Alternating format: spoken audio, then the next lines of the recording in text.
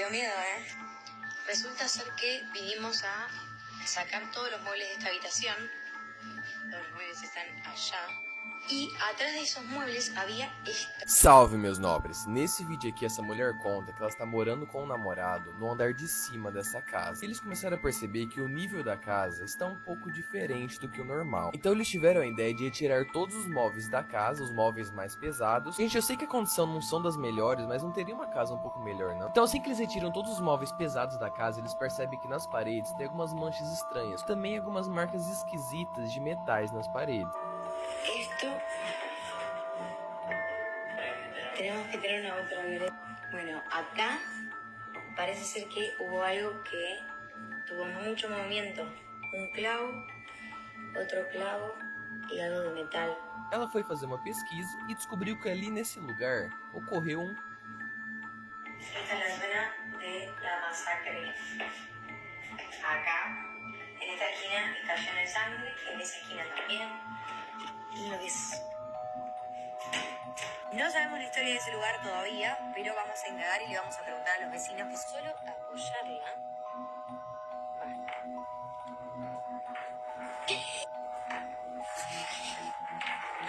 O que vocês acham que aconteceu nesse lugar assustador? Apareceu essa creepypasta no meio da transmissão do Jornal da Record.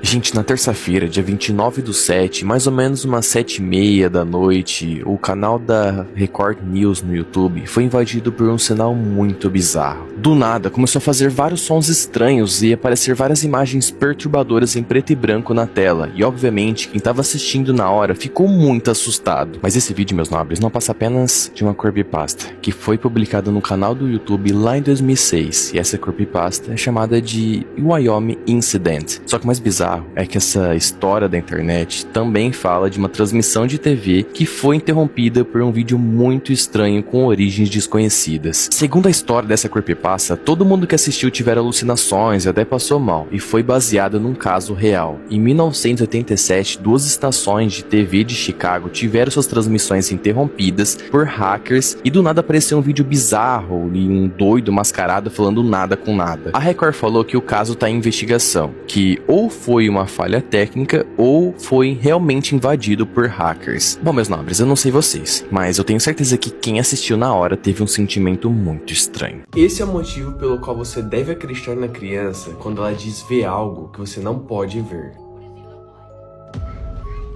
Já se segura aí na cadeira que o vídeo já vai começar. A neta tentou avisar a avó que tinha algo maligno ali com elas. Um dia, uma garotinha estava com a avó quando percebeu que tinha algo observando elas do outro lado da sala de jantar.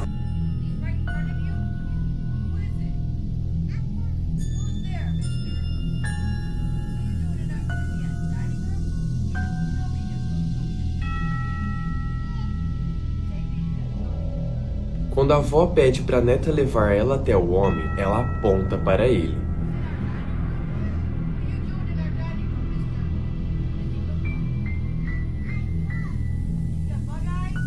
Então a menina descreve ter visto um homem com olhos de inseto, mas a senhora não consegue ver.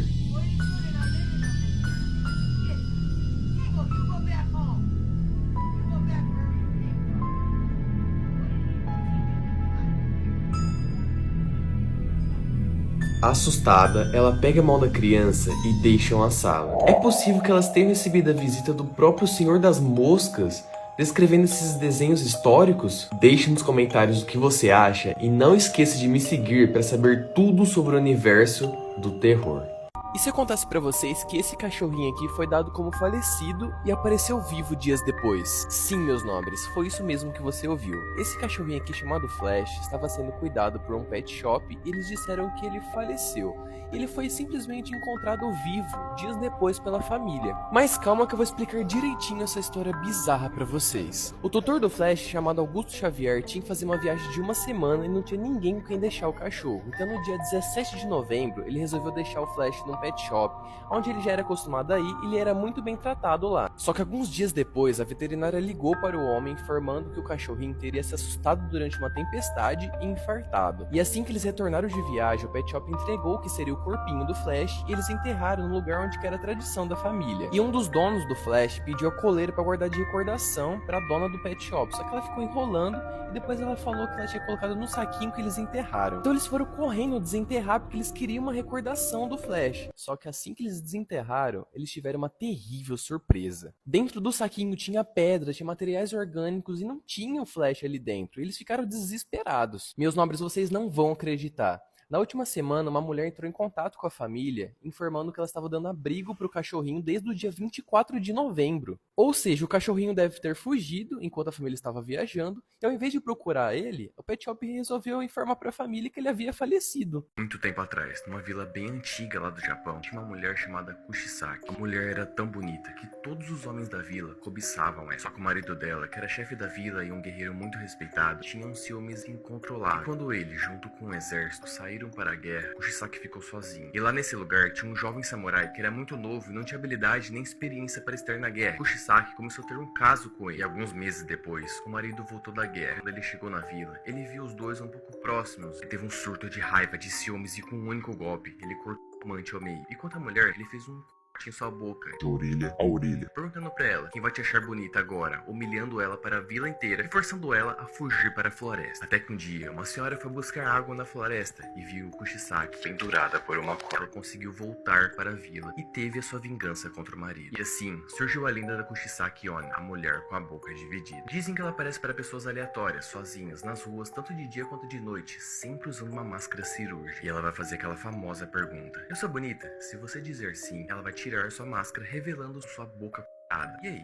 continuou bonita? Se você permanecer ou sim, ela vai tirar sua foice e fazer um corte em sua boca de orelha a orelha, vai te dizer: agora você se parece comigo. Assim, talvez você consiga sobreviver, mas se no início da pergunta você responder não, ela vai usar sua foice para tirar sua vida. Não adianta correr, lutar, acredito que Kushisaki é uma yokai. Então você terá duas opções: a aparência ou a morte. Ele começa contando pra gente: meu nome é Carlos, sou caminhoneiro desde os 20 anos de idade. Já vi de tudo, buraco, blitz, acidente, mas teve uma noite na Serra do Mar que me marcou para sempre. Era madrugada, a chuva caía fina, eu tava descendo o trecho entre São Paulo e Cubatão, carga pesada. Quando passei pelo quilômetro 184, o trecho mais fechado da serra, vi uma mulher parada no acostamento. Ela vestia branco, tava encharcada, mas não fez nenhum sinal, não pediu ajuda, só ficou ali, me observando, olhando pra mim com um jeito muito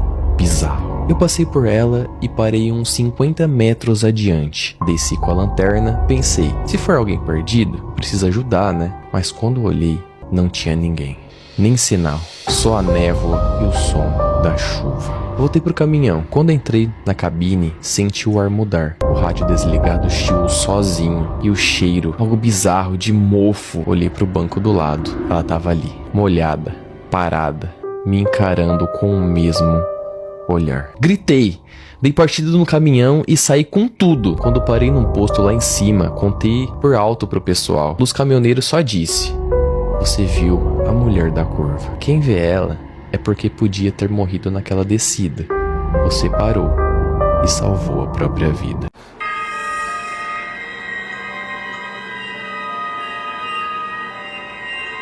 E se eu contar pra vocês que nessa casa aqui ainda vive o espírito desse menino do quadro. A lenda do menino do quarto branco fica na cidade de Ouro Preto e, gente, tudo aconteceu nessa casa aqui, ó, onde hoje se encontra a República Maracangalha. As pessoas dizem que na época morava uma família nessa casa aqui, sendo que era o pai, a mãe e o filho. E dizem que os três pegaram tuberculose e eles ficaram presos aqui dentro de casa, porque naquela época era altamente contagiosa. E para a família não passar fome, os moradores da cidade deixavam pratos de comida aqui na frente e no final do dia eles recolhiam eles vazios. E com o tempo os pratos foram diminuindo até restar um prato vazio. Uma vez eles entraram na casa e descobriram que o pai e a mãe haviam falecido e eles recolheram os...